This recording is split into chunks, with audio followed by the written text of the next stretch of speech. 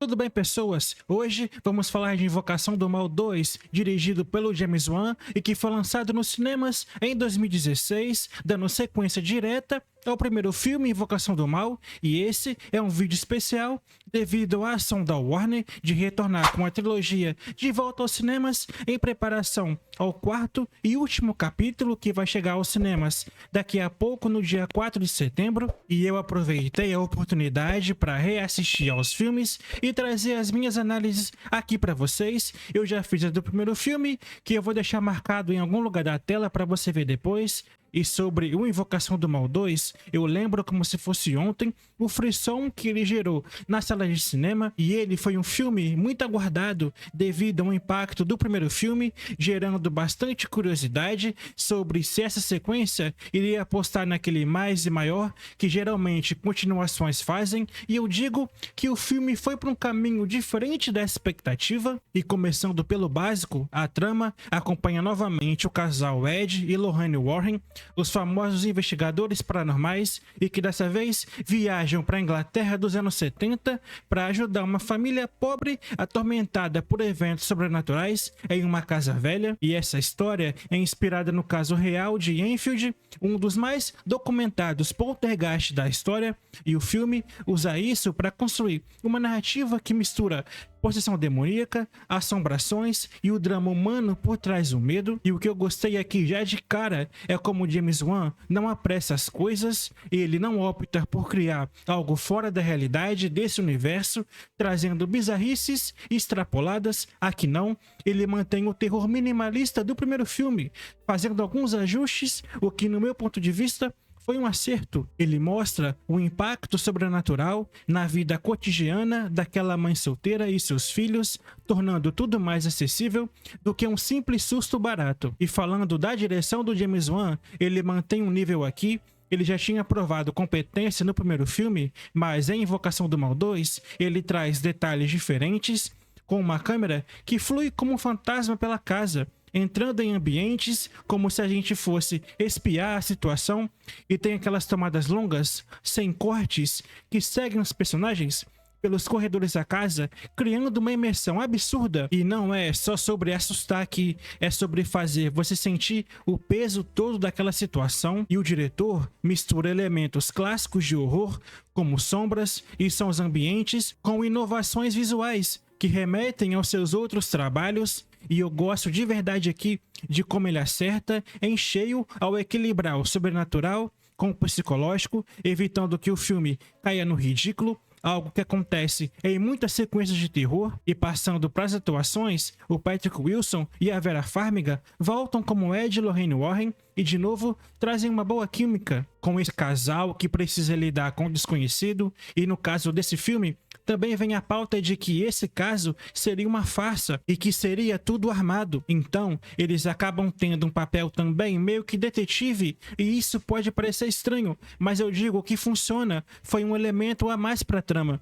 O Patrick Wilson traz uma solidez ao seu Ed, mostrando um homem de fé que luta contra o ceticismo ao seu redor, enquanto a Vera Farmiga rouba a cena com a sua Lorraine sensível e intuitiva, ainda mais do que no filme anterior. Aqui, as habilidades dela parecem ter evoluído tanto, e ela faz coisas que às vezes até fogem um pouco, como se ela fosse uma super-heroína aí dos X-Men, o que me trouxe um pequeno incômodo, mas sem dúvidas ela traz muitas camadas à personagem só pelo jeito de olhar. É uma boa atuação na carreira dela. E as crianças da família, tirando a Madison Wolfe como Janet, que tem bem mais destaque como a garota que está no centro do caos, atuando em cenas de possessão sem parecer forçado, ela entrega uma performance bem convincente. Já as outras crianças estão ali só para compor elenco, não trazendo grandes momentos.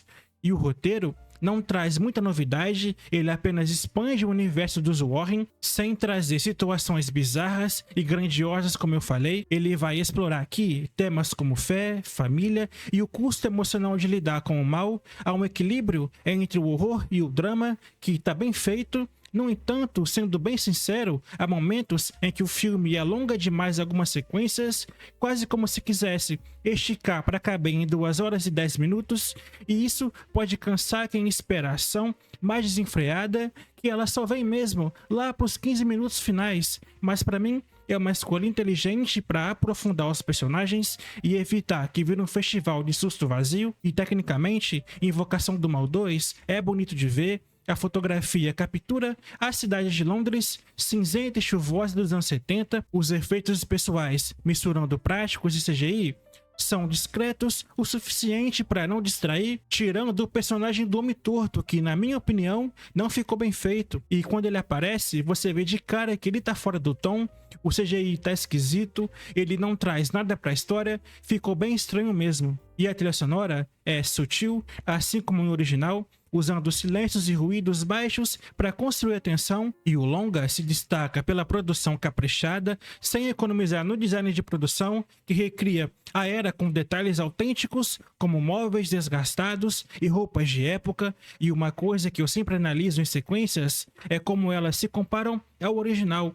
O primeiro Invocação do Mal de 2013 foi um marco no terror sem dúvidas, revivendo esse terror mais sobrenatural, e essa segunda parte aqui mantém o mesmo espírito, mas adiciona camadas com foco mais no relacionamento dos Warren e no ceticismo da sociedade. Eu não acho que ele seja melhor que o primeiro, mas é uma continuação muito digna, evitando armadilhas comuns como repetir fórmulas, e a direção prova que sabe evoluir uma franquia, influenciando até filmes posteriores como A Freira, que tem a sua introdução aqui. E na minha visão pessoal, é sim um dos grandes filmes de terror da década, especialmente para quem gosta de histórias baseadas em fatos, mesmo que contenha lições poéticas. E no quesito susto, o filme entrega de forma variada. Ele traz sim jump scare, o que não é um problema se ele for bem feito, o que foi o caso aqui.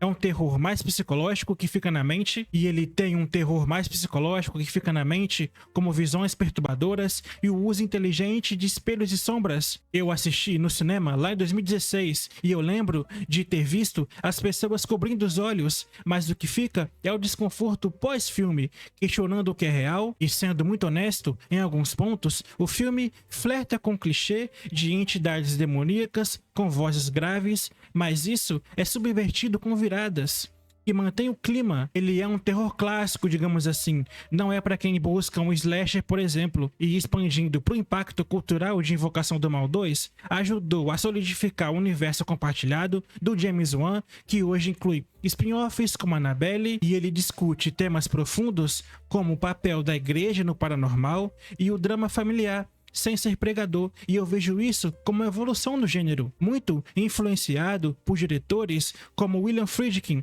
mais acessível ao público mais mainstream. Não é perfeito, o final pode parecer um pouco hollywoodiano demais, mas a jornada vale sim a pena. E para encerrar, Invocação do Mal 2 é uma aula de como fazer um terror inteligente, com uma boa direção e boas atuações, trazendo uma história que assusta de verdade e traz momentos bem assustadores mesmo. Eu gostei bastante do filme.